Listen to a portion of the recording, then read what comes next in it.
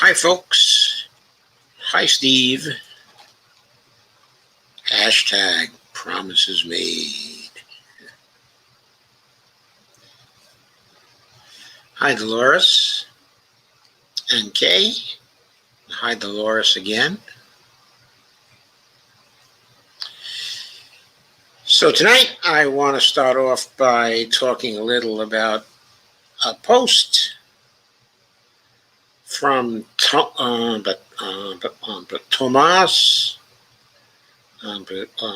Piketty.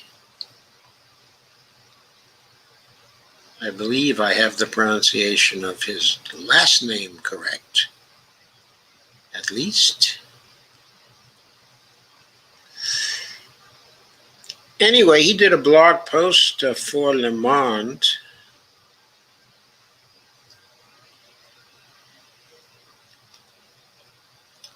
which you should be seeing on your screens now.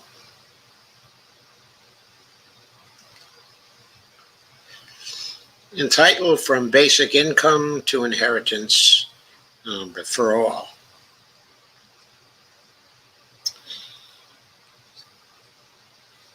He says the COVID crisis is forcing us to rethink the tools of redistribution and solidarity. Proposals are springing up everywhere: basic income, job guarantee, inheritance for all. Let's say it straight away. These proposals are complementary and not substitutable. In the long run, they must all be implemented in stages and in this order. Let's start with basic income. He points out such a system is dramatically lacking today, especially in the South, where the incomes of the working poor have collapsed and containment rules are unenforceable in the absence of a minimum income. Here, he's not talking about the south of France, he's talking about the global South. Opposition parties had proposed introducing a basic income in India in the 2019 elections, but the ruling nationalist conservatives in Delhi are still dragging their feet. In Europe, various forms of minimum income exist in most countries, but with many shortcomings. In particular, there's an urgent need to extend access to them to younger people and students. This has already been the case in Denmark, and especially to people without a fixed address or bank account, who often face insurmountable obstacles.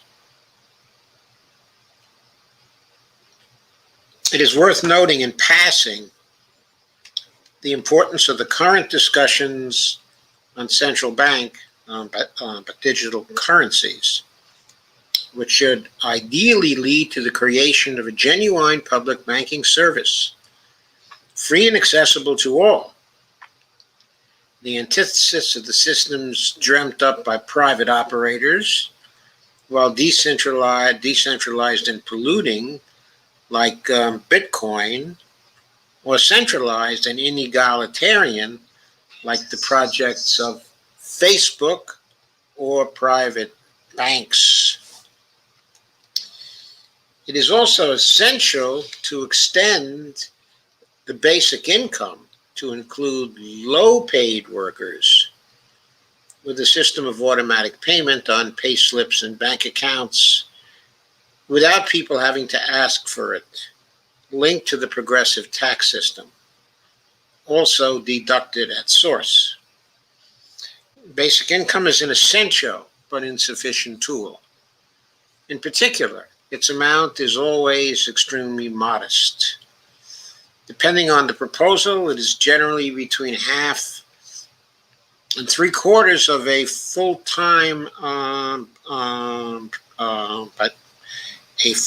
minimum wage, so that by construction, it can only be a partial tool in the fight against inequality. For this reason, it is preferable to speak of a basic income than of a universal income, which is a notion that promises more than this particular minimalist reality. He then says a more ambitious tool that could be implemented as a complement to the basic income is the job guarantee recently proposed in the framework of the discussions on the Green New Deal. See in particular Pavlina Cherneva, The Case for a Job Guarantee, 2020. The idea is to offer all those who want it a full-time job at a minimum wage at a decent level, $15 per hour in the United States. Now let's note here that, of course, from the MMT point of view, it would be the job guarantee that would go first. And then a basic income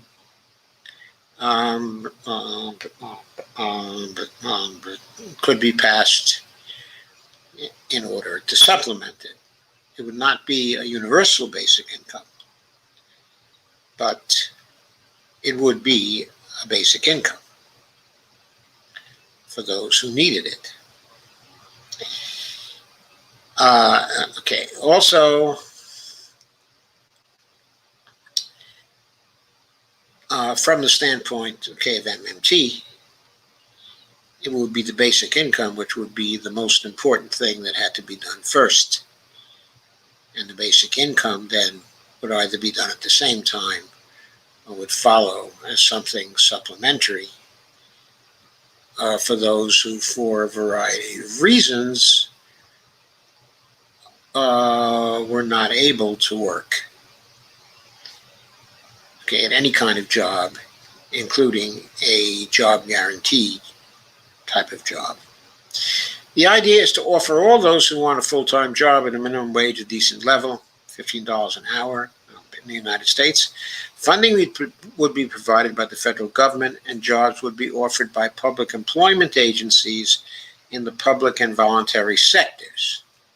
That is in municipalities, communities, nonprofit organizations, but funded by the federal government, placed under the dual patronage of the Economic Bill of Rights proclaimed by Roosevelt in 1944 and the March for Jobs and Freedom organized by Martin Luther King in 1963. Such a system could make a powerful contribution to the process of decommodification and collective redefinition of needs, particularly in the areas of personal services, energy transition, and renovation of buildings. It also enables, at a limited cost, 1% of GDP in at Cherneva's proposal, to bring back into employment all those who were deprived of a job during recessions and thus avoid irremediable social damage. So thus far, Piketty is taking a position which is very similar to the MMT position. This is important because Piketty is a very important economist within the European framework and here as well. He's the author of Capital in the 21st century, which a few years back, maybe 5-6 years back, was a bestseller here and made really quite an impression in the American market, as well as being a bestseller over in Europe too.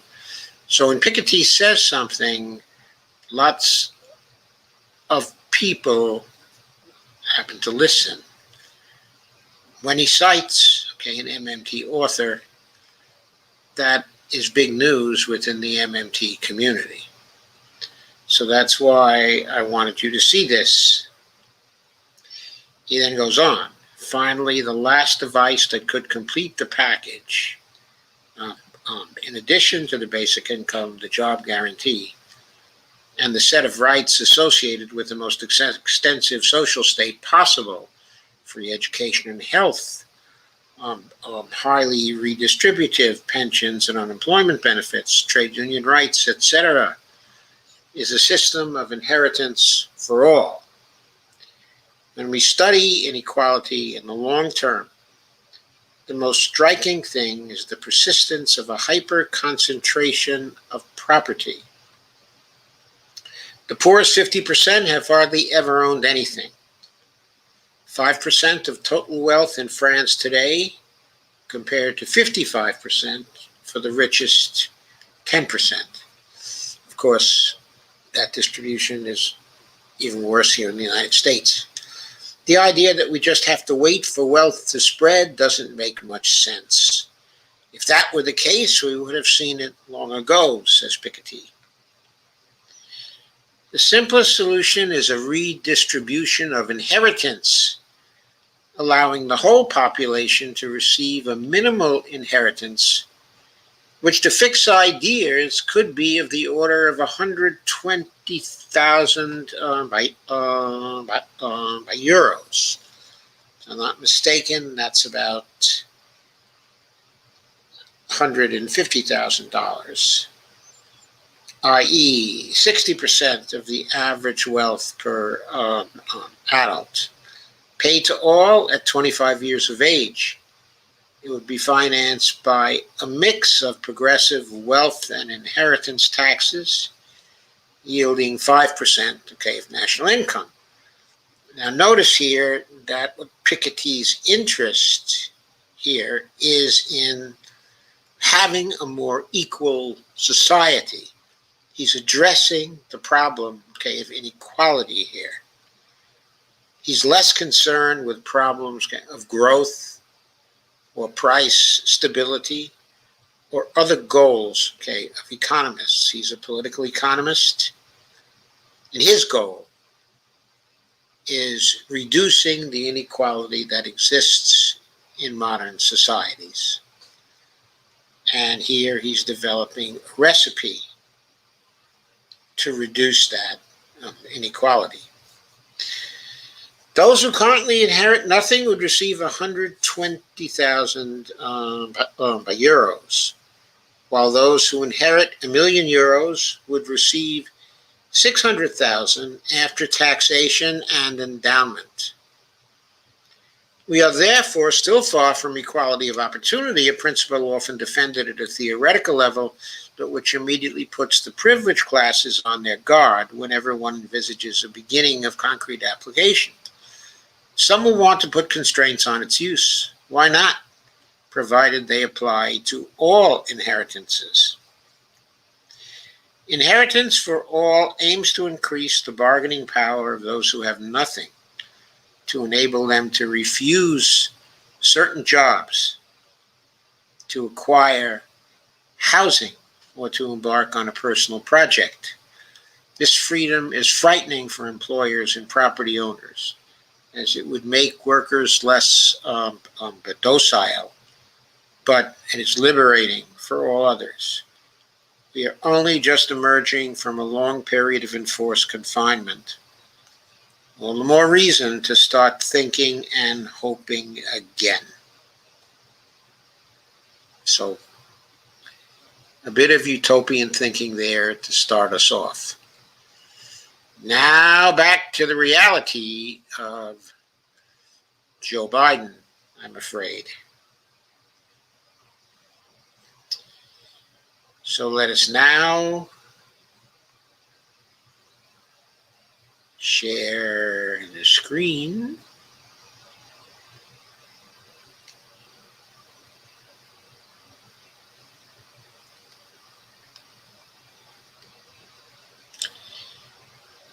To an article from Truth Out.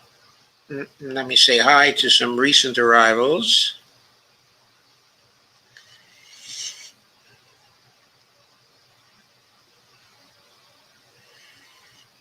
Hi, Carmen. Carmen says, howdy, partner. Trump claims immunity against January 6th lawsuit because his efforts to overturn an election were part of his presidential duties.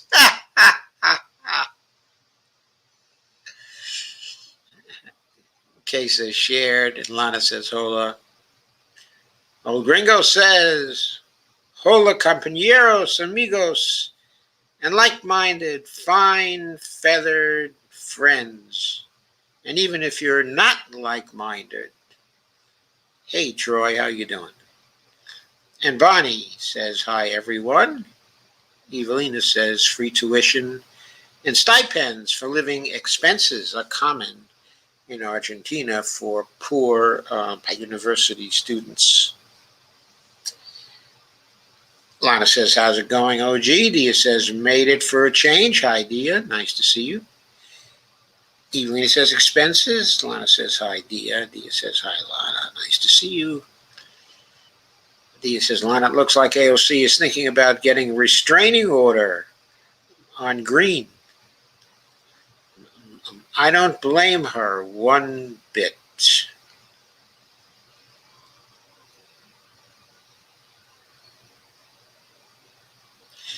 Kay says, no wonder you are staying in Argentina, Evelina. Holly Horn says, hello, hello, Holly. And Dia says, I love the Pinckney ideology. So mote it be. Holly says, hi, OG. And Holly says, hi, Lana. And everybody says, hi, Holly. Well, back to Mr. Biden, I'm afraid. Biden removes student loan forgiveness from the budget proposal.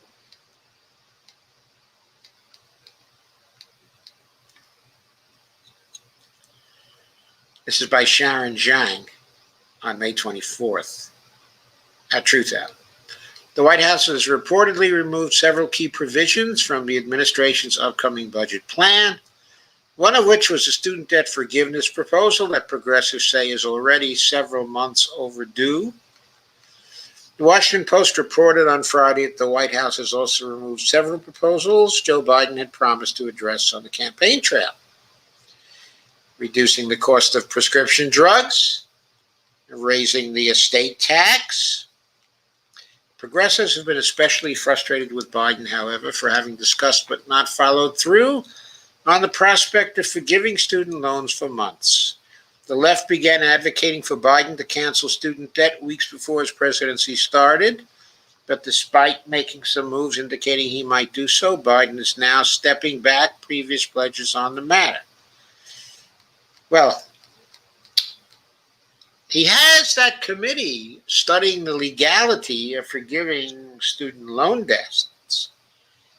So maybe, and I'm not sure whether this is a joke or not. If it is, it might be a bad one. But perhaps Biden has learned from his committee that he can cancel up to 90% of student loan debt legally, just by executive order. And maybe that's why it's not in his budget. Because mainly he knows he can just do that based on executive authority. And it's not going to have much of a budgetary impact. So maybe his taking it out of his budget is a sign that in the next few days, he's about to announce that he's forgiven 90% of student loan debt. Just saying, folks. Just saying. I'm not really holding that out. I'd be extremely surprised myself, okay, if it happened. But I did want to point out that his taking it out of the budget doesn't necessarily mean that he's not going to do it. And what I would say to him is, if you know what's good for you in 2022, I'd suggest you do that right now, because it doesn't look like you're going to get much else through this Congress. Not the way you're setting up the fight. After taking office, continuing with the article, Biden made a couple of moves earlier in the year, signaling that he may go even bigger with his chief of staff hinting in April that forgiveness of up to $50,000 could be on the table. I didn't realize that Ron Klain suggested that. It seemed to me that it was Bernie Sanders and Elizabeth Warren who were lobbying for that.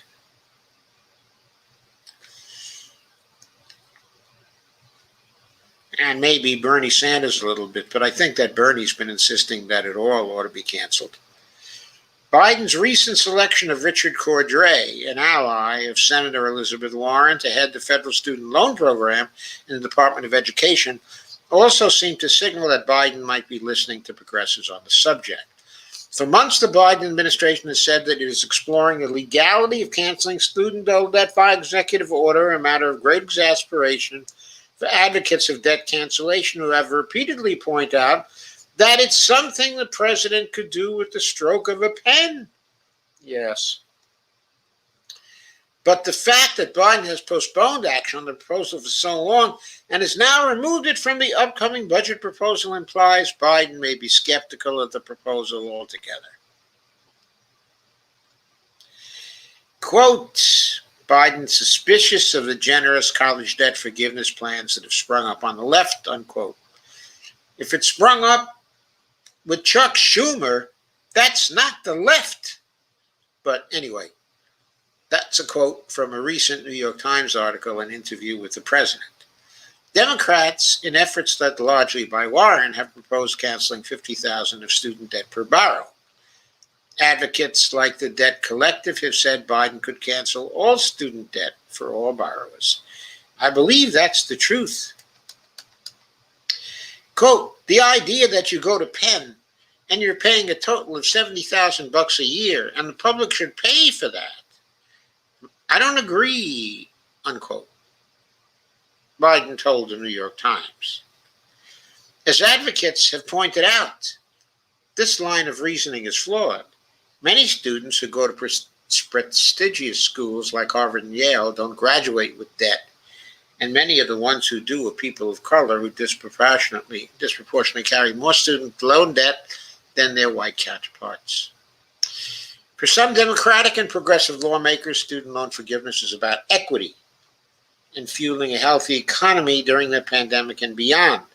Quote, student debt is holding back New Yorkers and millions of Americans from buying homes, saving for retirement, and more, unquote, tweeted Senate Majority Leader Chuck Schumer last week, that left-wing, notorious left-wing senator from Wall Street.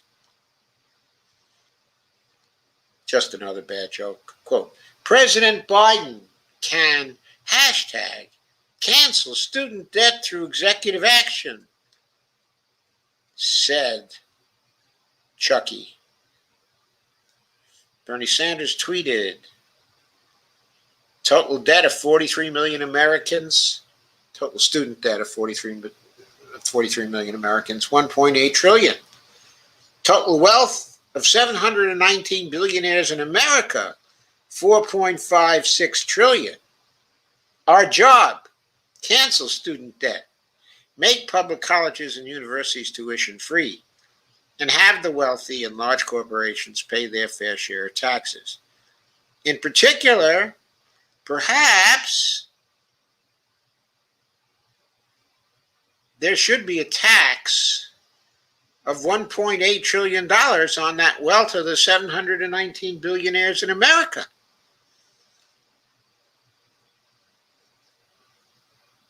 So that tax could be an offset for the president's forgiveness of all of the $1.8 trillion in debt. How about that?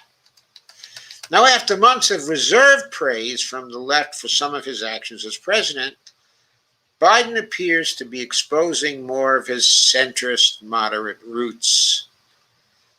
Maybe the dye job on his hair is starting to go away, and we can now see the centrist, very white roots. On the same day, the Post reported on the removal of key budget proposals, the administration announced that it was slashing the size of the White House infrastructure proposal from $2.25 trillion to $1.7 trillion in order to appease Republicans. The same Republicans who have stated their only goal is obstruction.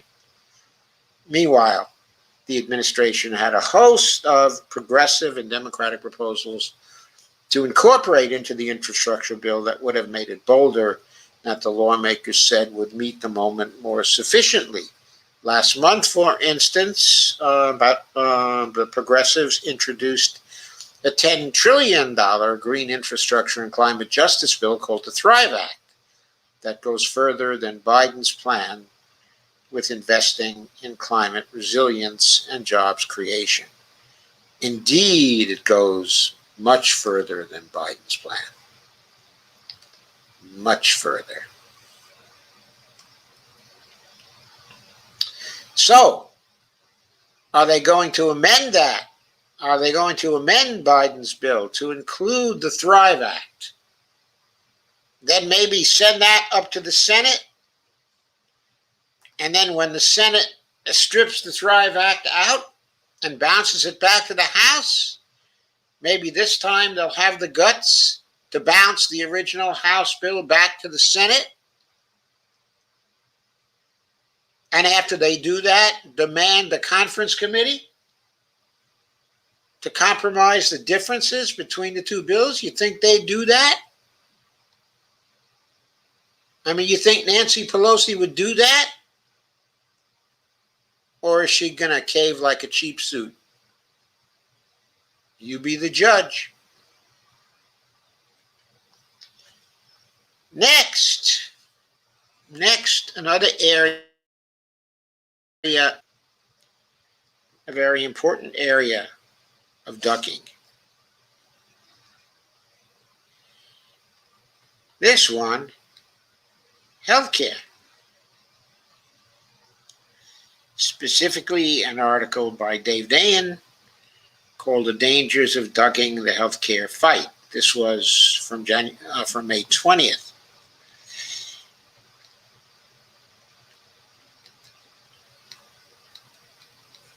One reason why America stands alone among developed nations for its lack of a universal health insurance program is that we missed the moment. Most developed nations put together their systems immediately following World War II, but not Canada, by the way, who put theirs together during the 1960s, following us putting our Medicare program together. But anyway, when FDR instituted wage and price controls during the war, labor unions feared losing their bargaining leverage. As a result, employer-provided health insurance was exempted from both wage controls and individual income tax. As the auto worker and steel worker unions won groundbreaking health benefits in their wartime contracts. Good health plans provided at work suddenly became a much sought-after trade-off for unions and workers as a bargaining chip and for employers as a tax write-off. Because the employer-provided system stuck, we missed the opportunity to nationalize either the insurance industry or health providers, maybe both, when they were smaller and less influential. Well, the insurance industry was already highly influential in 1947, since they did much to kill Harry Truman's National Health Service proposals. In the decades since, healthcare companies became far more powerful as health services took up a steadily large percentage of GDP, to the point where now they take up 18% of GDP. Moving on towards 20% by the time we turn around. By the time the U.S. showed an interest in taking on the sector, it couldn't slay the Leviathan. After decades of failed governmental attempts, the Affordable Care Act was enacted, but only by making what amounted to an accommodation with insurers and providers, giving them a larger market in exchange for extremely modest trims to their per capita profits. On the whole, the industry made out better, and runaway costs for medical treatment continued relatively unabated. And the logic of this story suggests that shying away from a fight with the health industry today will just lead to a more impossible fight tomorrow. And yet, that pretty well articulates what the Biden administration's political theory is right now. For the past 50 years, incoming Democratic administrations and the party base have made healthcare a top policy priority. The Biden administration has not, by the way, in contradiction with the Democratic victory in the House in 2018. That victory was largely manufactured by aggressive campaigns in which healthcare was the top priority. The American Rescue Plan did nothing on healthcare other than increasing federal subsidies for the purpose of health insurance, and only for a limited time period tied to the pandemic. The White House had to be dragged kicking and screaming just to extend those subsidies in its current American Families Plan proposal.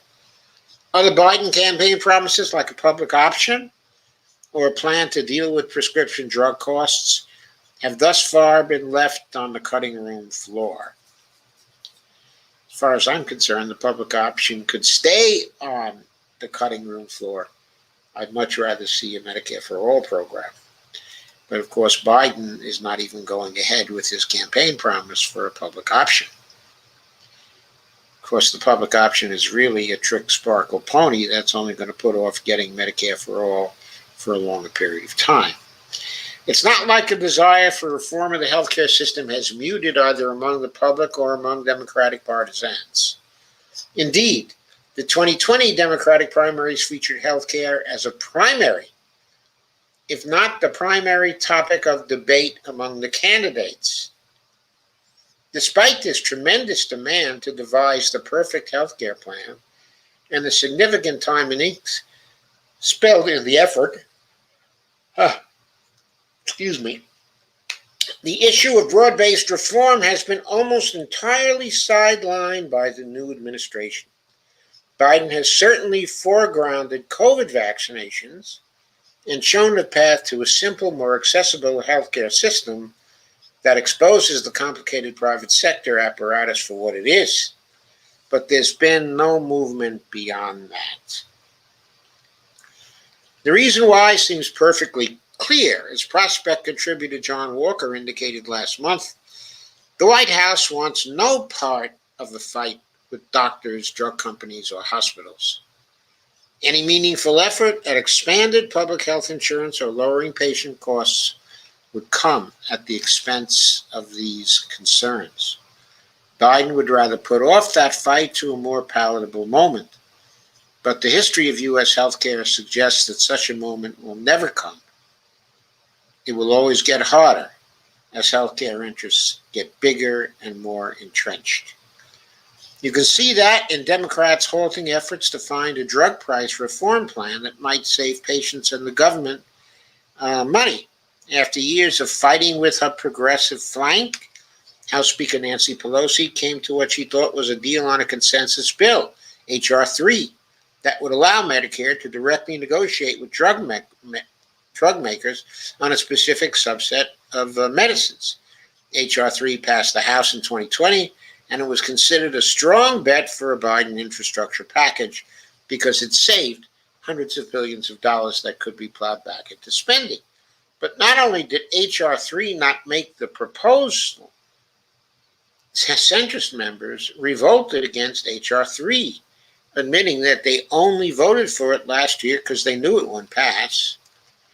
They're now seeking something more moderate, which translates into something that puts far less pressure on drug company profits.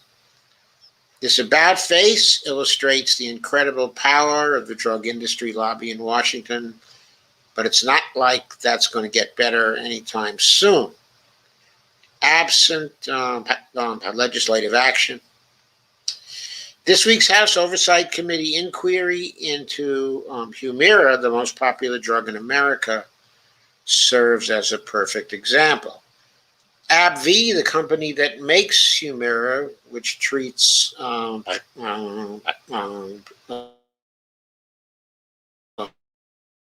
$16 billion in net sales on the drug in 2020. A year's supply costs about $77,000, up nearly fivefold since its initial approval in 2003. And the price went up again this year by 7.4%. The 27th such increase in the history of the drug. AbbVie can do this, as the Oversight Committee staff report explains. Quote, AbbVie has obtained or applied for over 250 patents on Humira to block competition, unquote. The report notes, with 90% of those patents coming after Humira was already on the market. The company also entered into, quote, pay for delay, unquote, agreements with generic manufacturers, literally bribing them to get versions of Humira off the market. Even AbbVie was shocked by how well this worked. The company had expected several competing drugs to be available by 2017. The agreements it was able to secure delayed those drugs' arrival until 2023, securing for Humira 6 more years of monopoly profits that is costing the U.S. health system at least $19 billion over that period. Competing drugs are available in Europe, which has a rational healthcare system. Only in the U.S. have drug companies, like the rest of the health industry, been allowed to run wild. The Oversight Committee referred the matters to the Federal Trade Commission, as pay for delay settlements are theoretically illegal if widely used. But while yelling at drug company CEOs is therapeutic in and of itself, and industry chomping on ever-expanding profits will just be that much harder to dislodge. One telling bit of the oversight report shows that AbbVie's one competitor for Humira, Amgen's Enbrel, raised prices almost exactly in tandem with its rival over an 18-year period. With its shadow pricing, you can just see the drug industry growing without strategize futilely about how to challenge it. Drug industry girth is mirrored in other parts of the health sector. Though you might not have assumed this in the middle of a global health crisis, the 7 top insurance companies, the ones supposed to pay the bills, all increased U.S. revenues and profits in the first quarter of 2021, coinciding with the deadliest part of the pandemic. The AMA recently filled in this puzzle by releasing a study showing that for the first time, the majority of doctors now work outside of private practice. 40% of American doctors now work, quote, directly for a hospital or for a practice at least partially owned by a hospital or health system, unquote. And this trend toward bigger agglomeration of physicians in hospitals is growing. This has led to self-preferencing for in-network medical support with inappropriate referrals for diagnostic imaging, and higher spending on lab services is just some of the results. The Senate Antitrust Subcommittee hearing yesterday on hospital consolidation went through some of these issues. But a growing segment of physicians now also work for insurance companies. A division of United Health called Optum Health now employs over 53,000 doctors, or 5% of the total U.S. physician headcount. United Health's proposed purchase of Change Healthcare would integrate with medical billing and claims and create an all-knowing integrated giant, as the Prospect has reported, and there's a link to another article there that is important, but specifically on the all-knowing integrated giant, which seems like it might be in the offing, unless the Biden administration blocks the coming sale of Change Healthcare to Optum Health. So you have bigger hospitals, bigger insurers, and bigger drug companies all imposing their will on the system and the middlemen, In all the transactions among these entities are also getting bigger. The health industry in 2021 is a Goliath, and in 2022 it will still be a still bigger Goliath, and so on. Deferring this fight only guarantees a worse policy outcome as Congress tangles with a more fearsome foe. As the public fumes at the inability to fix the healthcare system, the deferral of the fight, he might have added, by the Biden administration, further merely entrenches that inability. There's no brighter day or better time to reform the system. Each day that goes by erodes the possibility of victory.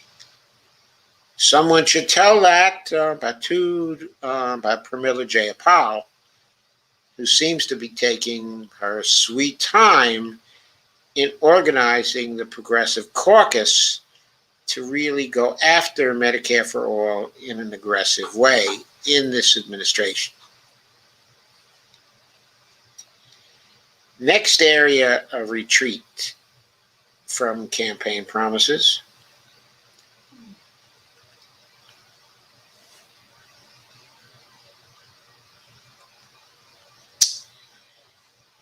We have Kenny Stansel's article from May 21st, 2021, Progressives to Biden, quote, "You are making a huge mistake," unquote, by weakening the infrastructure proposal. That is what he was doing. There are demonstrators saying no compromises are excuses, or excuses. Good, I should say, no compromises, no excuses. Good jobs for New York City, good jobs for New York City. We have the right to good jobs and a livable future. And that is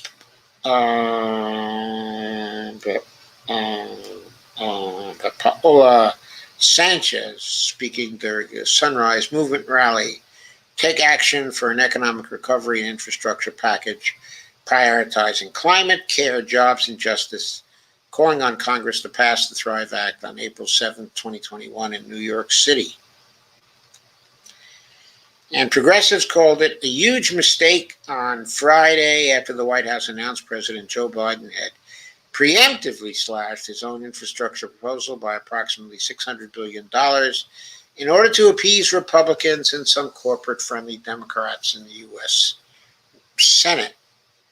Ellen Cialis of the Sunrise Movement said, quote, "President Biden knows this is a once-in-a-generation opportunity to make real change, which is why he campaigned on a bold climate vision and began his administration with the historic COVID relief bill. He can't follow that up by going small and selling out our multiracial cross-class movement of working people to compromise with politicians who would rather ensure billionaires get tax cuts than make sure we get paid a living wage," unquote.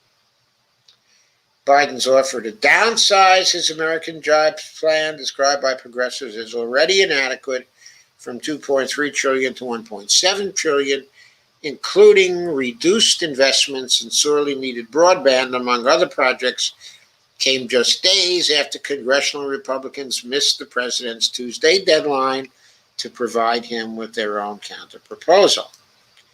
Progressive critics argued that Biden's unprompted embrace of spending cuts is a political disaster that threatens to undermine the nation's attempt to recover from the pandemic-driven economic downturn and to confront the looming climate emergency.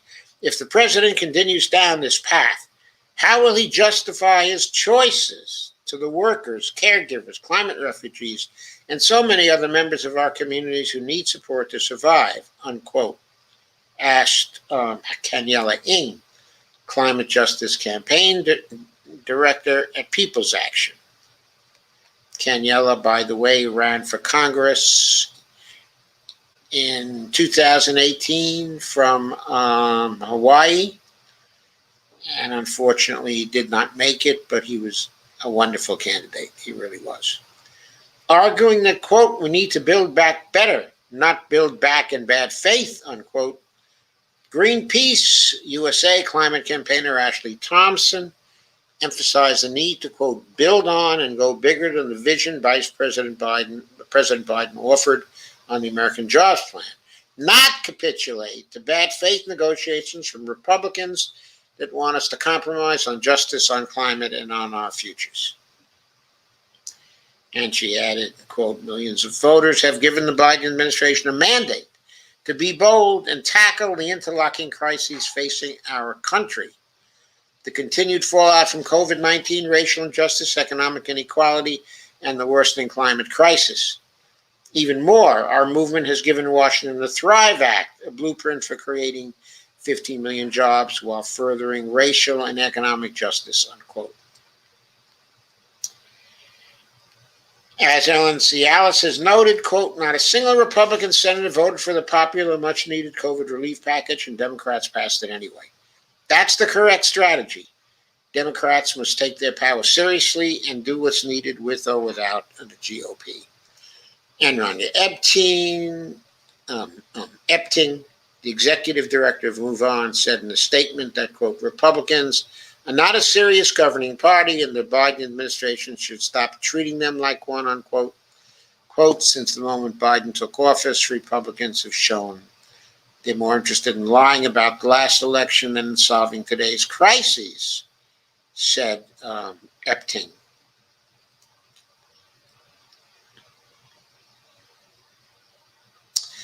Several Democratic lawmakers recently advocated a robust and comprehensive infrastructure package, regardless of whether their right-wing colleagues approve of it.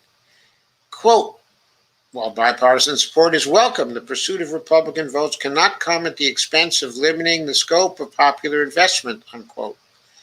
60 House Democrats wrote in a letter addressed to House Speaker Nancy Pelosi, Democrat Colorado, and Senate Majority Leader Chuck Schumer, Democrat of New York, whom Cialis earlier this month called chastised for engaging in, quote, performative negotiations with the likes of Senate Minority Leader Mitch McConnell, who has already vowed to oppose any spending proposals that include even modest hikes on the richest Americans and corporations.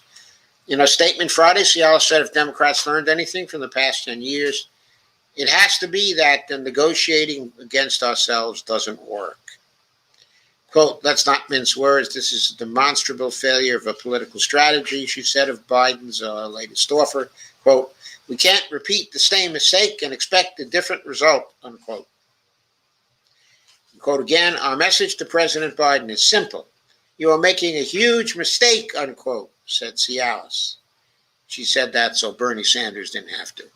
Quote, voters in 2022 and 2024 will not ask whether you were nice to Joe Manchin and Senator Susan Collins of Maine. They will look to whether or not you dealt with the climate crisis and created millions of new union jobs when you had the chance. My sentiments exactly, Ellen Cialis. Exactly. Exactly. Running away from the infrastructure proposal now.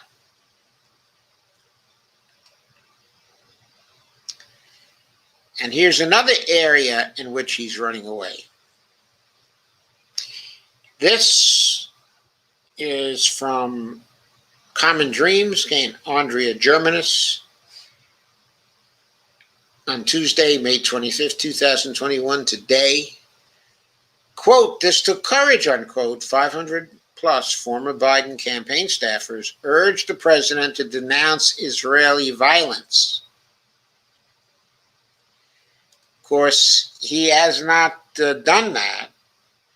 Palestinian volunteers and municipal workers cleared the rubble of the Hanadi compound recently destroyed by Israeli strikes in Gaza City's Remel district on May 25th, 2021.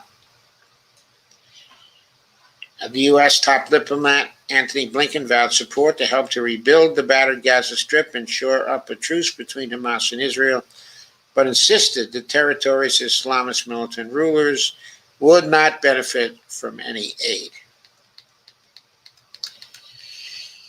More than 500 former staffers of President Joe Biden's 2020 campaign released an open letter Monday calling on Biden to, quote, hold Israel accountable for its actions, unquote, in its latest bombardment of Gaza and lay the groundwork for justice and lasting peace, unquote. Well, maybe they did, but are the 500 former staffers prepared if Biden doesn't hold Israel accountable for its actions, not to work for his reelection in 2024? Are they prepared to do that? Are they prepared to not work for the Democratic congressional campaigns in 2022 if he doesn't do that? Because just saying you don't like it and you want him to hold Israel accountable for its actions is not enough. However, Rashida Tlaib said, quote, this took courage, unquote. Okay, she said that of the open letter. Quote, we commend your efforts to broker a ceasefire, the group wrote to Biden, quote again, yet we also cannot unsee the horrific violence that unfolded in recent weeks in Israel, Palestine, and we implore you to continue using the power of your office to hold Israel accountable for its actions and lay the groundwork for justice and lasting peace. The latest explosive violence, quote unquote, they added, is inextricable from the ongoing history of occupation, blockade, and settlement expansion. And Eva Borgward, I guess it's pronounced, tweeted, honestly, the most meaningful organizing I've done in my life. Honored to do so with Jules Amin, Heaps 25, at Matanarad, at Shira _KG, at Moshe Terra, Palestinian, Israeli, and Jewish staff are asking at Joe Biden to do better. Over 500 of our colleagues have joined us. Dear President Biden, over 500 Democratic campaign staff released a letter asking Biden to support Palestinian rights. And there's more, but you're getting the point, okay, of that.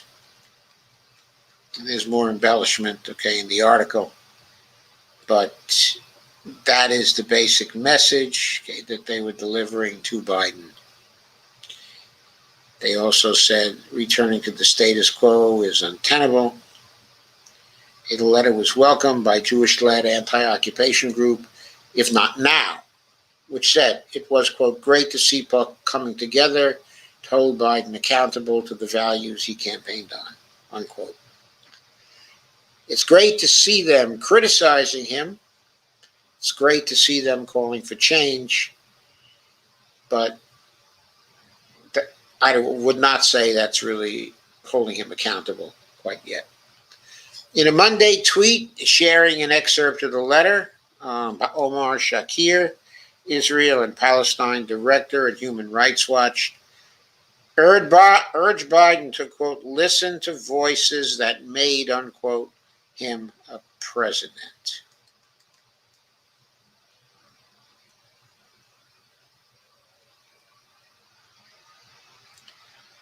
I think I forgot to share that one with you, but the link is there, so you can go to the link when you need to.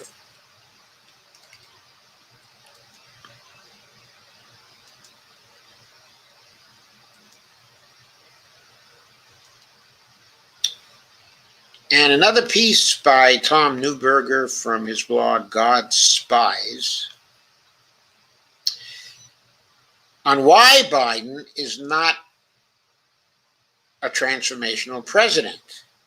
And a little subtitle, which simply says, okay, that America can't afford to be untransformed. Something I've been telling you about for months. One of the loudest arguments on the left is over the value of incremental change, often framed as, quote, incrementalism versus wholesale transformation. Keep in mind that there are degrees to each of these sides. This is not a classic either-or dichotomy. Incremental social and political change can be absolutely glacial, spanning centuries. For example, women's rights is a good example. That took millennia, or relatively quick, spanning just a generation or two. For example, marijuana legalization. And transformation can be slow, like the half decade it took to convert Tsarist Russia militarily into the Soviet Union, or remarkably sudden, like the week it took to depose the Tsar and establish a non-Tsarist state, the February Revolution, or the half year it took for Lenin to take over the apparatus of the new state, the November Revolution.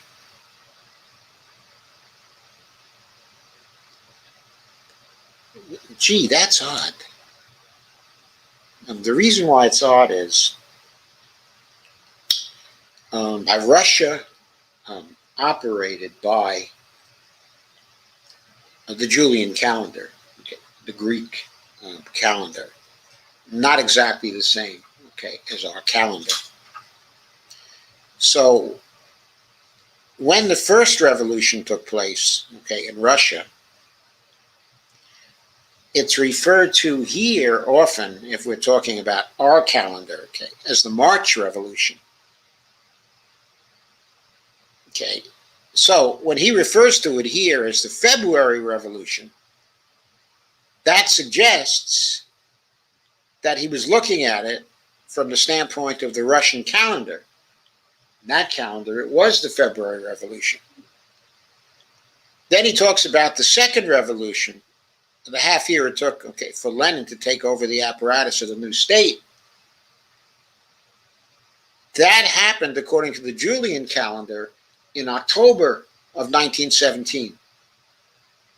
But according to our calendar, it was in November of 1917. So Tom here has shifted unconsciously, dating from the Julian calendar to the Roman calendar, the conventional Roman calendar that we use. He referred to the first revolution by the Julian calendar and the second revolution by the Roman calendar. Well, that's a piece of trivia. That's not part of the article at all. But anyway. But we can still distinguish them. One feature of incremental change is that it's not that upsetting based on what most people want, while transformational challenges to the status quo tend to be much more resistant and turbulent. The sexual revolution of the 60s and 70s, for example, was transformational. But once that change occurred, the slower change into a society in which unmarried couples, for example, could live together without a heavy application of shame was not that upsetting to most people. And it took very few years for the, quote, scandal, unquote, of braless women to spawn highly popular TV shows like Charlie's Angels. Were they really braless in Charlie's Angels? I don't, funny, I didn't notice that. And with all the stuff they were doing, you'd think I would notice that. This is why marijuana reform, which seems to be happening suddenly these days, is actually incremental. The real transformation occurred in those same 60s and 70s when a great many young people suddenly started using it, and openly. The incrementalism, I missed that by a few years. But during the 1970s, in our experience, we were kind of sampling it in very closed settings among friends. It was not openly. The incrementalism occur during a much longer wearing down period, during which small but popular revanchist political forces managed for 2 generations to delay legislation that most people had come quickly to fully support. And we get to the next section, which is called Transformational Joe, which brings us to Joe Biden and his supposed FDR tendencies. It's clear that FDR, in a few short months, passed transformative legislation, and in a few short years transformed America itself.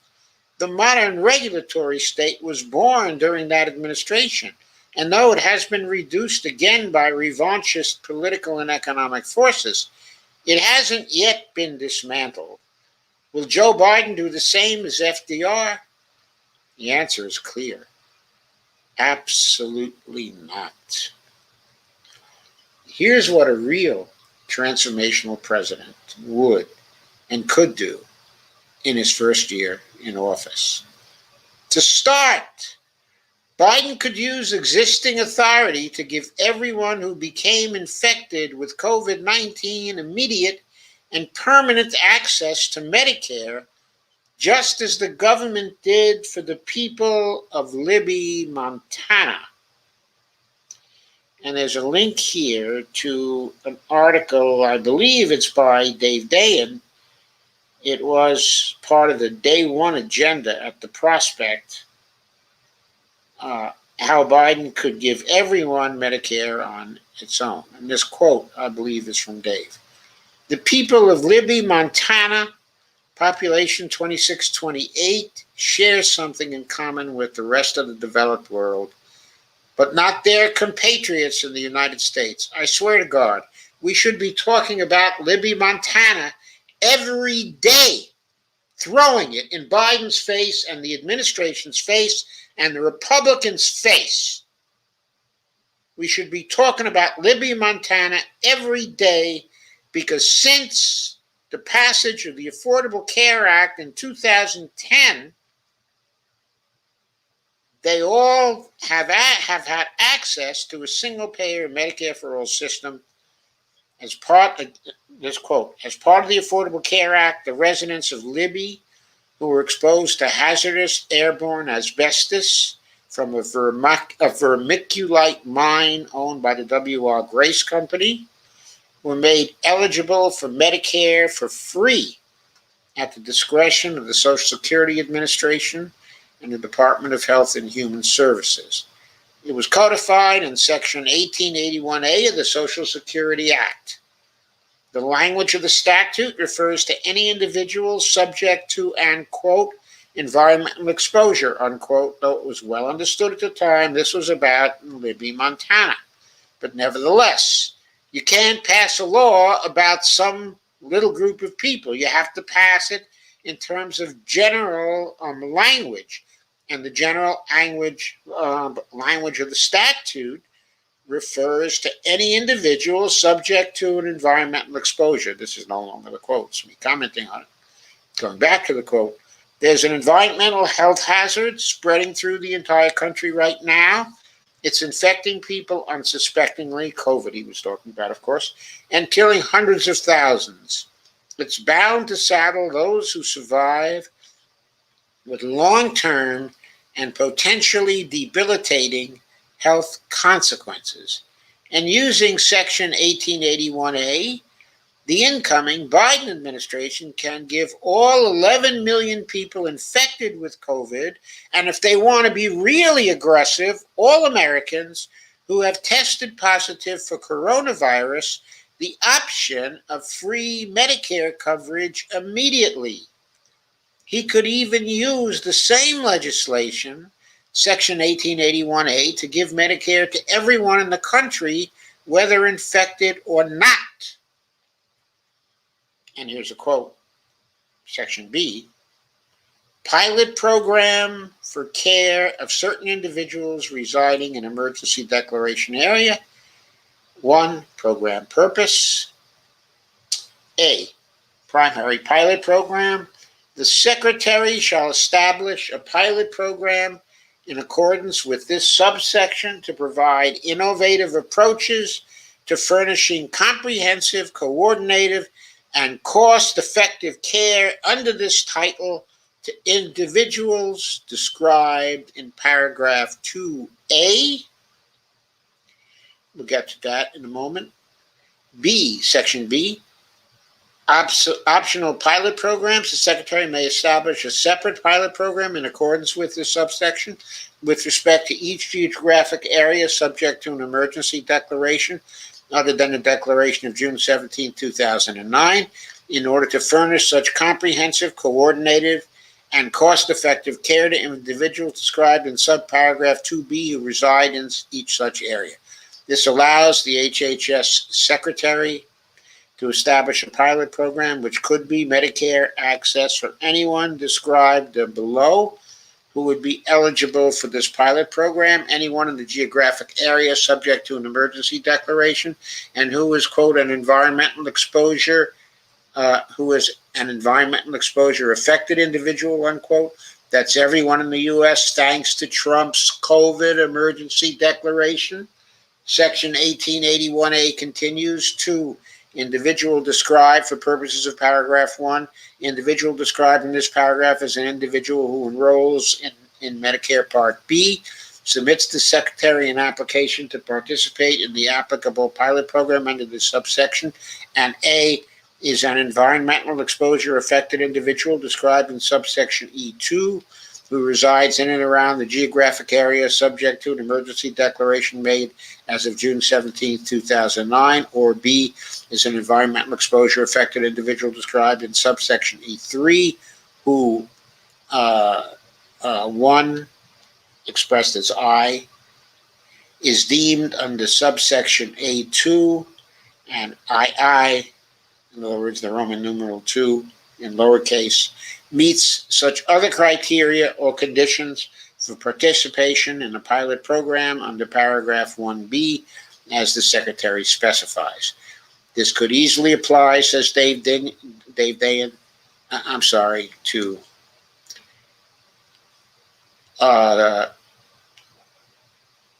okay, I'm back to Tom now.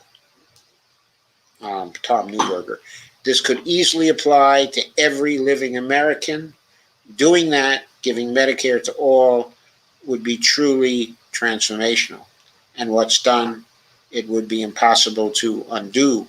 No one after him would dare to take it away, which is why Joe Biden will never let it happen. But wait, there's more. Biden's transformational opportunities don't end there. The American Prospect and their Day One Agenda project, all praise and honor to them for doing it, published a list of 277 other transformational changes that the Biden administration could have done immediately under existing authority. We found 277 policies, this is another quote from Day One Agenda, that can be enacted through executive branch powers in the Biden-Sanders Unity Task Force document. 48 of the policies, or 17%, are rollbacks of Trump-era policy changes. Immigration, 78 policies. Climate change, 54 policies. And the economy, 54 policies have the most potential executive actions. These actions include, but aren't limited to, immediately removing marijuana from the Controlled Substances Act, thereby legalizing it completely across the country, immediately, and aggressively using presidential pardon and clemency powers to redress the harm done by over-aggressive policing and sentencing for nonviolent crimes, including grants of immediate clemency for nonviolent drug offenders, creating a clear federal standard on use of police force, imposing rigorous oversight on, quote, big corporations, unquote, using federal COVID-19 relief programs to ensure the funds are used to keep workers on payroll rather than enrich executives or shareholders, issuing an infectious disease workplace safety standards via OSHA. Next, directing EPA and DOJ to pursue and prosecute pollution cases to the fullest extent possible under the law. I would also add Biden could make permanent its temporary ban on new oil and gas leases on federal land. And quote again from the Day One agenda. The U.S. Interior Department is canceling oil and gas lease sales from public lands through June amid an ongoing review of how the program contributes to climate change, officials said Wednesday. The action does not affect existing leases, and the agency has continued to issue new drilling permits during the open-ended review ordered by the White House, said Nada Culver, Deputy Director of Interior's Bureau of Land Management. And while we're at it, let's cancel all federally held student debt, which is most of it. C. Possible methods of government-financed student debt cancellation on page 19 of this Levy Institute paper for authority and methodology. And by the way, the Levy Institute paper on the macroeconomic effects of student debt cancellation was written by Scott Fulweiler, Stephanie Kelton, Catherine Ruchlin, and Marshall Steinbaum. And it was done in February of 2018. And the link to it is in the Tom Neuberger column. And of course, I'd gone over it here when it was released in February of 2018. There are literally hundreds of things like these that a truly transformational Biden could do, but our non-transformational president will not. Why transformation is needed? Yes, Biden is proving to be more an agent of some change than anyone expected, but is that good enough? Ask yourself if a nation can continue on an incrementally adjusted version of its current course for another 30 years.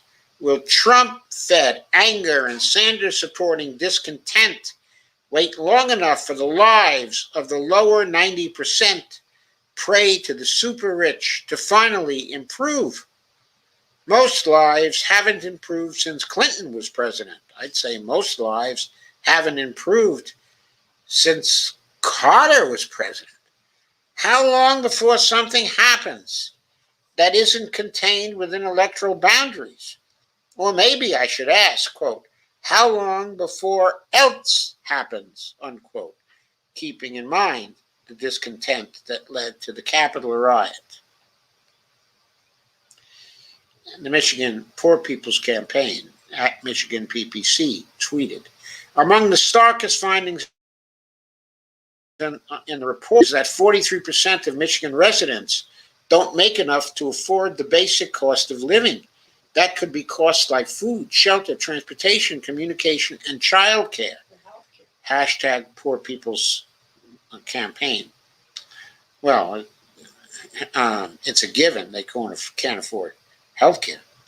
43% of Michiganders are too poor to afford basic living costs, a state poverty report found. They made 35 recommendations in this report about how to reduce inequality across the state. Will racial justice warriors continue to put up with an endless stream of Proud Boy killer cops murdering with impunity the black, brown, and poor, even if a tiny minority somehow get convicted? Or will someone, starved of judicial justice, strike back extrajudicially, avenging the extrajudicial murders their loved ones endured? And finally, when will the climate crisis drown us all? We know it's coming. All of us do. We're just hoping it happens in the next generation. But what if it happens in this generation? It will, according to the authors of this recent analysis, which is a link to Climate Reality Check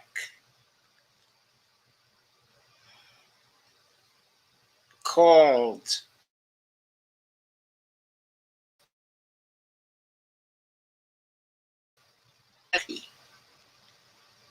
.net, and this is their flip book.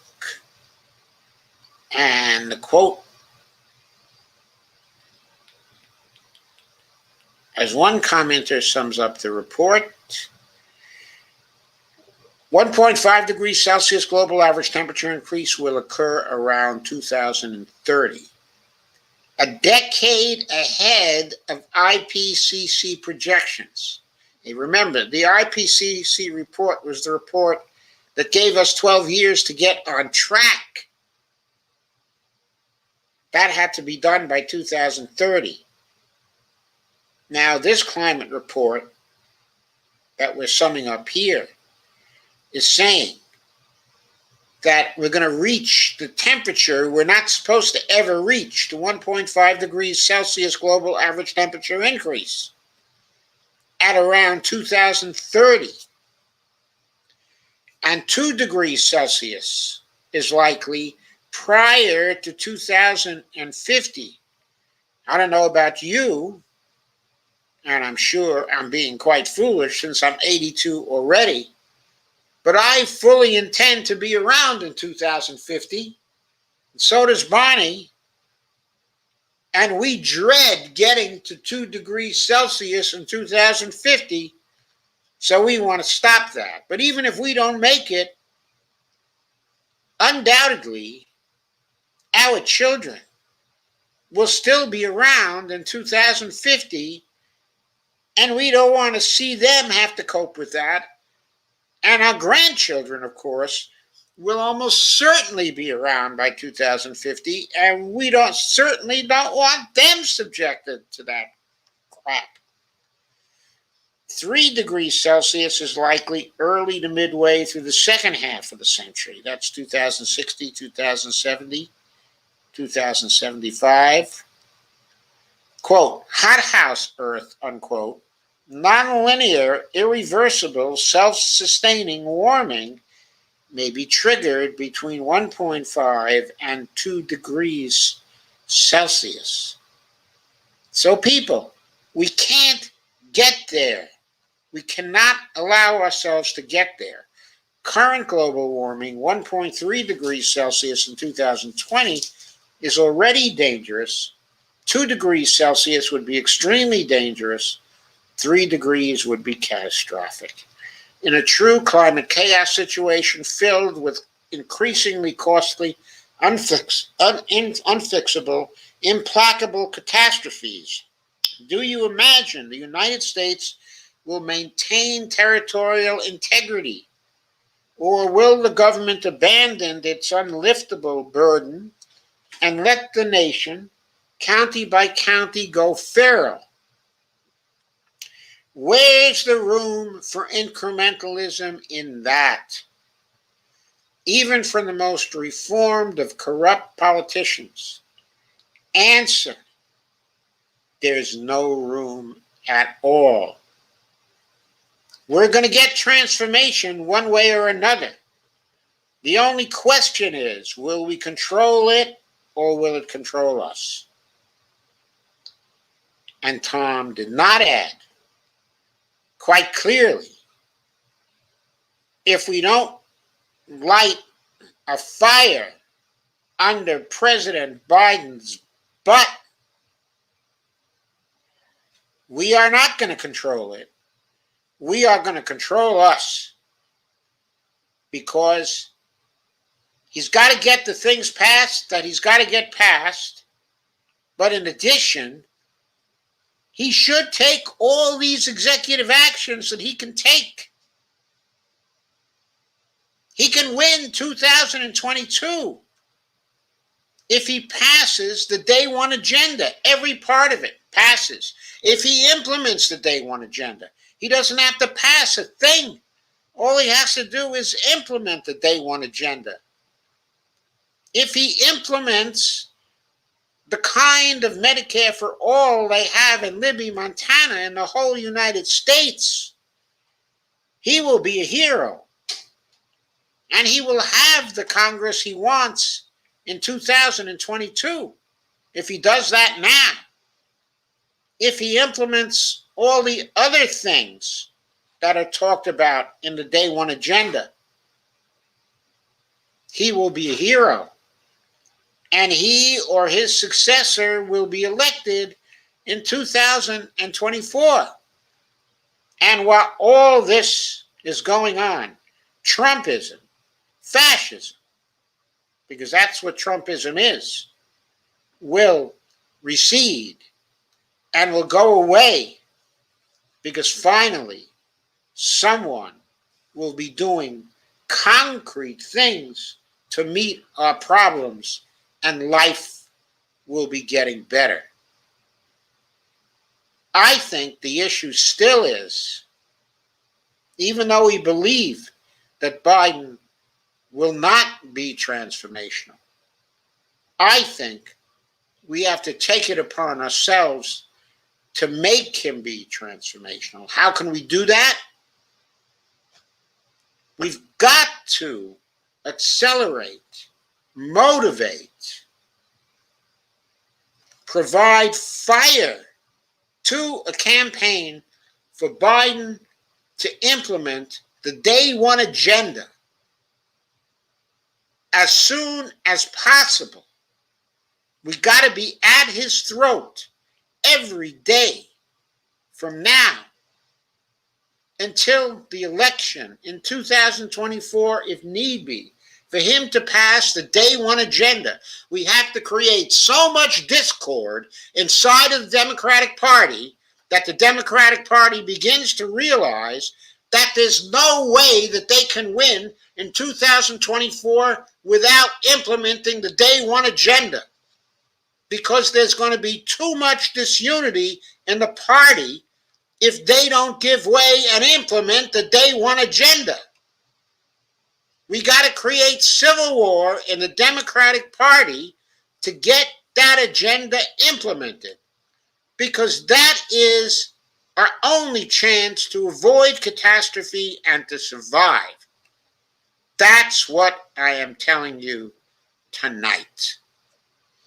And make this go viral, please. Thank you. The oceans are already showing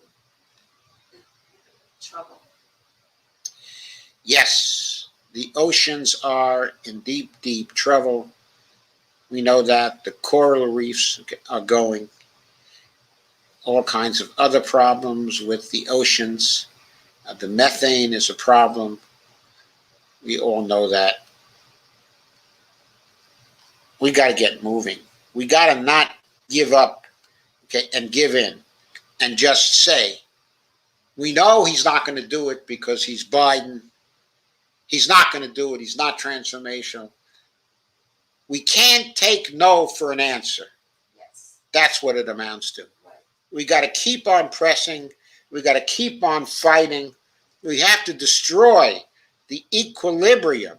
This guy and his administration are trying to get us into a comfortable kind of equilibrium, accepting that he is more progressive than anyone thought he would be. Oh, isn't he wonderful? He's exceeding our expectations. Screw our expectations. It's not about our expectations. It's about what we need to have happen and what we need to cause to happen. And we have the leverage to cause this.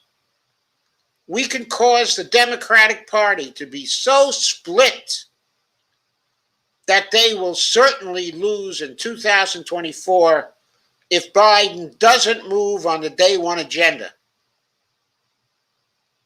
If we do that, I know they're going to come at us with all kinds of trolls and everybody screaming, you're creating disunity, disunity, disunity.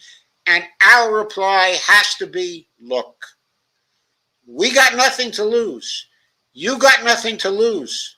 If there's disunity and Trump or another fascist comes back in 2024, you're the source of this disunity because you're not passing the day one agenda, which you have the power to do, and nobody can block you from doing it.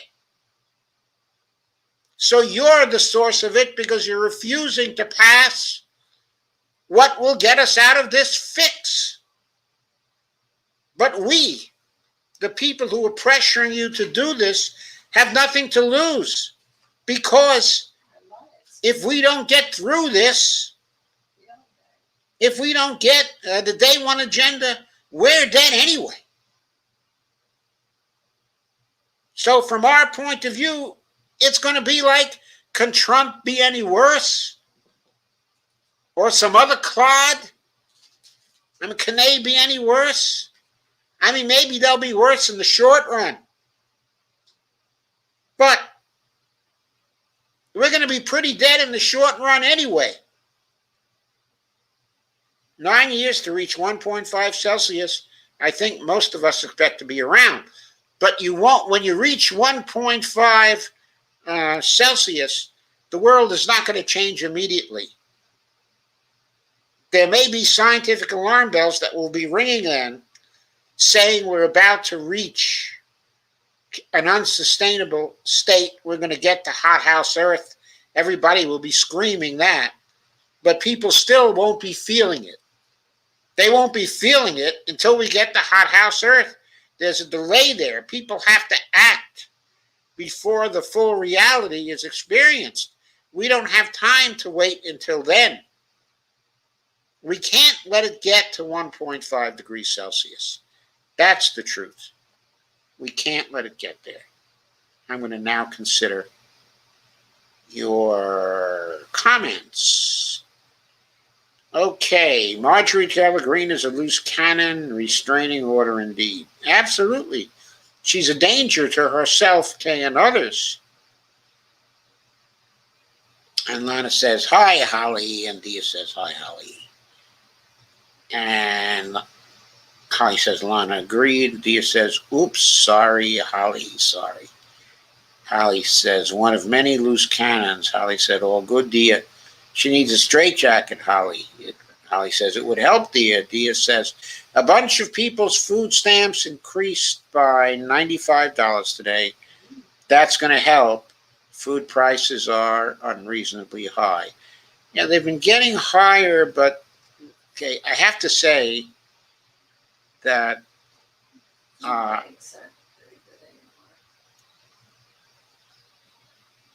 have to say the places we're going are pretty much still the same. We see a price rise here and there, but it isn't so far a general thing when it comes to foodstuffs that we're buying. Okay, now that might be peculiar to the places we go to, but we go to Costco and to Trader Joe's, to Aldi, and we don't see the prices really starting to escalate there. There are occasional price rises, but, you know, Kay says, I doubt that, but hope he does. Holly says, I doubt he will do it, sadly. Holly, I really think we can make him do it, but we have to be determined, and we have to not step back, and we have to make it clear that if he doesn't do it, the party splits in 2024, and that he and his people cannot hope to win the presidency. Because if he doesn't pass what he has the power to pass, the whole day one agenda, we're not going to vote for him again. We're not going to accept him again. We're certainly not going to vote for stinking Kamala Harris. No way. Holly says, Dia, that's good news. People need food security. They do. Kay says, we needed Bernie and got this jackass instead. Is there someone like Bernie? Is there somebody like Bernie? Out there, yeah. Well, the closest thing to Bernie is Nina. I mean, maybe the closest. In Ohio? Isn't she? Yeah, Nina's running in the Cleveland area. Yep, I'd vote for her. so would I. I'd vote for her in New York second. Can I spray this? It's right. Yeah, go ahead. Kay says he's listening to the GOP instead of we the people. Yeah, what he's doing is he's making a show. I don't really know how serious he is about that. In other words, there is a theory out there that he went from 2.25 to 1.27.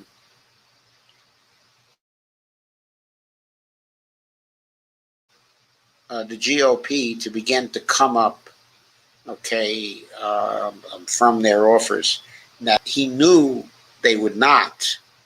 That's why he made that offer. He made that offer for the benefit of Joe Manchin.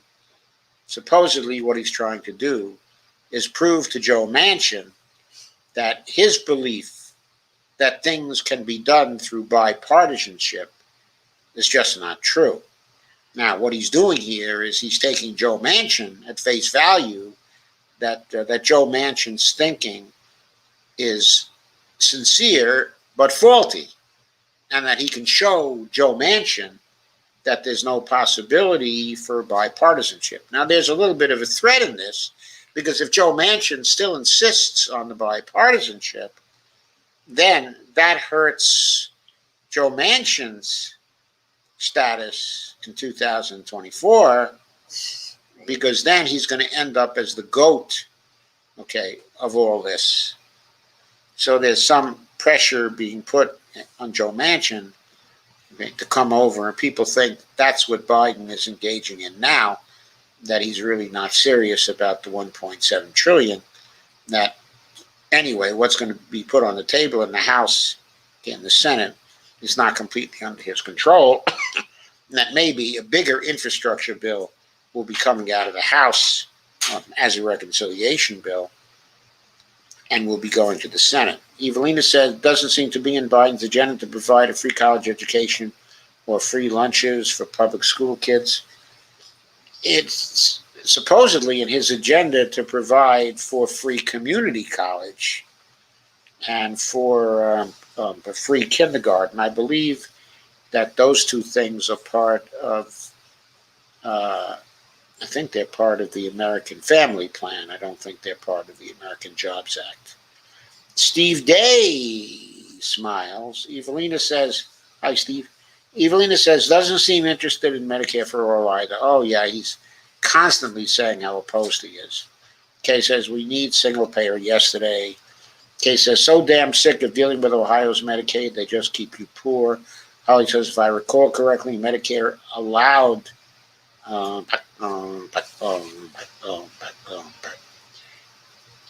actually allowed for negotiation for drug prices, but that particular provision was removed. Okay, well, that provision is in the Medicare for All Act. It's in H.R. 1976. It has never been taken out of the move, but it was never in Medicare. Okay, it's in VA. VA negotiates its drug prices all the time, but people have never been able to get that into the Medicare program. Holly says, yes, you are now discussing what I meant. Steve Gunter says Ohio lawmakers introduced a proposal to prevent gun stores from being closed during state emergencies. That didn't happen during the COVID-19 pandemic, but they want to prepare for a potential future scenario. Kay says Ohio sucks bad in too many ways, Steve. Kay says I had a United Healthcare and had nothing but trouble with them. Doesn't surprise me. That's what I heard about them too. Evelina says bigger hospitals, bigger insurance companies. This is the opposite of what Americans need. Dia Swift says precisely, Holly, if people can eat well, they'll be less likely to end up having to go to the for-profit, exploitative healthcare death panels that actually exist in the private sector, right? Steve Gonzo says Dr. Anthony Fauci said he's not convinced the deadly virus developed naturally and called for further investigation. Yeah, he's backing up on the lab leak thing. A few months ago, he was sure that it was not due to a lab leak, if you recall. Now he's calling for further investigation because he's been getting called out on it. Kay says, better late than never, Steve Gonzo. Shake my head. Steve Gonzo says the Do Nothing Democrats are writing their own Do Nothing attack ads. Yeah, I know. And Diaz says Biden is doing the same as Obama did, came in like a thunderstorm and then fizzled down to a rain cloud because he's chasing bipartisanship.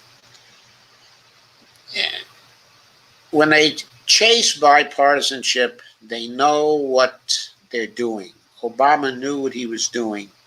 He was chasing it because he knew he wouldn't get much, and that gave him an excuse for not doing very much and blaming the Republicans for it, when he never wanted to do very much because he wanted to get out of the presidency with a record that would endear him to the corporations and give him these big speaking fees and allow him to get rich.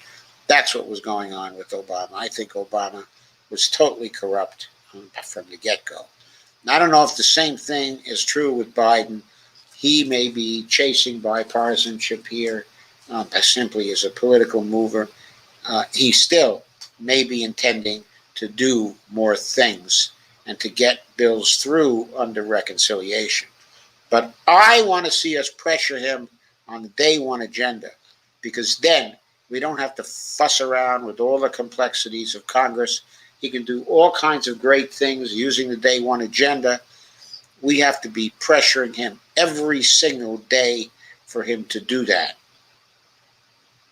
We have to hit his Twitter accounts every single day, flood them with why isn't he doing anything about the day one agenda.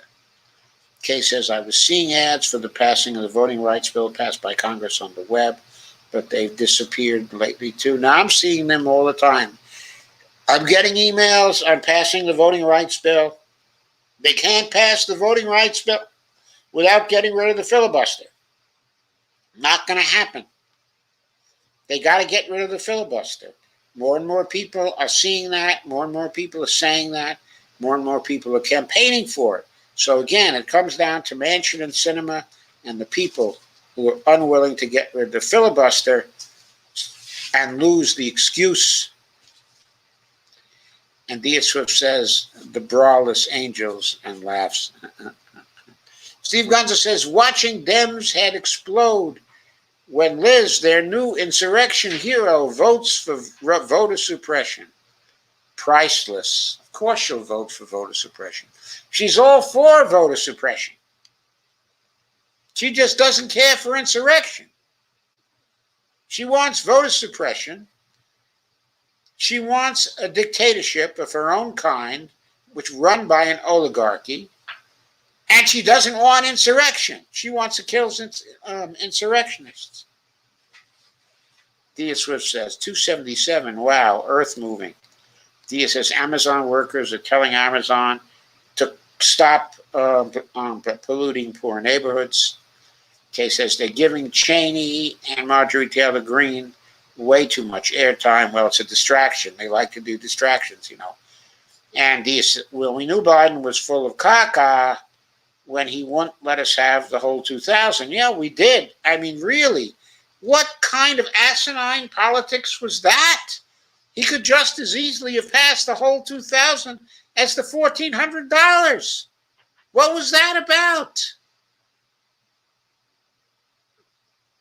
In the end, there was no way Manchin was going to stand in the way of the whole 2000. He might have grudgingly made that vote because it wasn't 1,400, but he wasn't going to vote against it.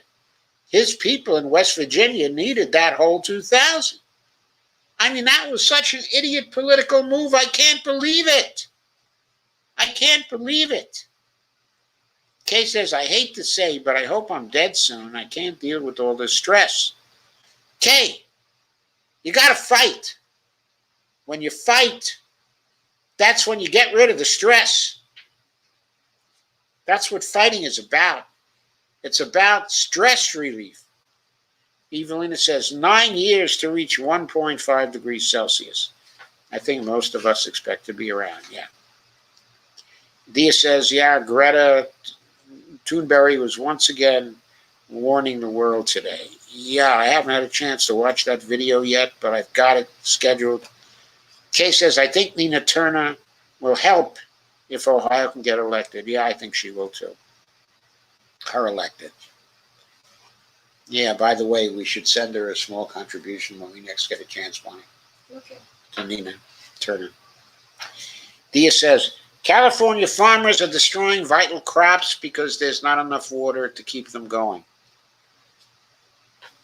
And Steve Gonzo says, on a later note, CIA commemorates 60-year anniversary of one of its most infamous failures in history, the Bay of Pigs invasion, with Victory Coin. The jokes practically wrote themselves. Just in time for Memorial Day.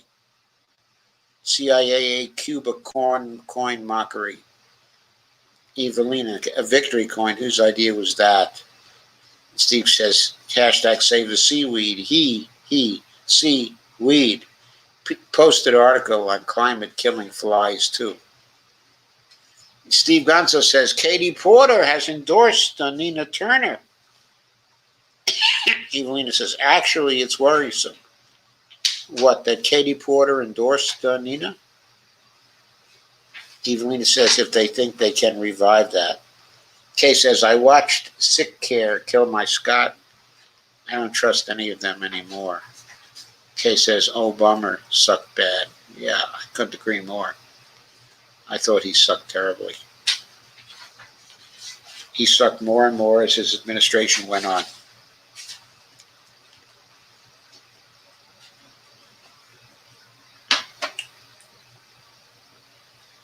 He and Hillary were the reasons why Trump won. And he was the biggest reason why Bernie lost in the primary. It had nothing to do with Biden. It had to do with his influence in the party. That's it. Okay, folks, it's time to say goodnight. I'll be back again tomorrow night, okay, at 9. I also should give you some advance warning.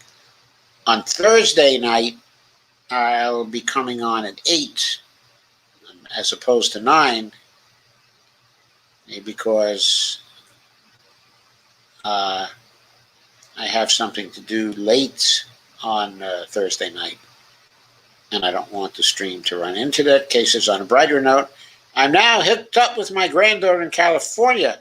She sent me a friend request. She's soon to be 16. That's wonderful. What part of California does she live in? Okay. Evelina says, worrisome that someone would want to revive the whole Bay of Pigs thing. I don't think the CIA is going to revive.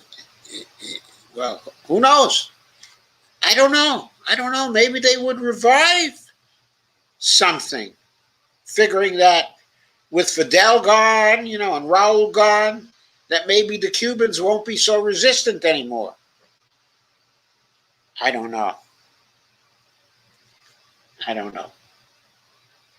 Anyway, Dia says, good night, superb stream. Thank you. Thank you for coming, Dia. It was great to see you here again. Okay, good night, all. I'll see you tomorrow night. Have a great night. Kay says, thank you all for a great discussion. She lives somewhere around Fresno. Okay, I'll go look up where Fresno is. I'm so ignorant of California. I know where LA is. I know where the Bay Area is. I know where Santa Barbara is because I was in Santa Barbara once. Evelina says, good night, everyone. I probably passed through Fresno when I drove from the Bay Area to Los Angeles on Route 1 back in 1960. Good night, everyone. Kay says, me too, Joe. We love you, Kay. And we love you all. Good night.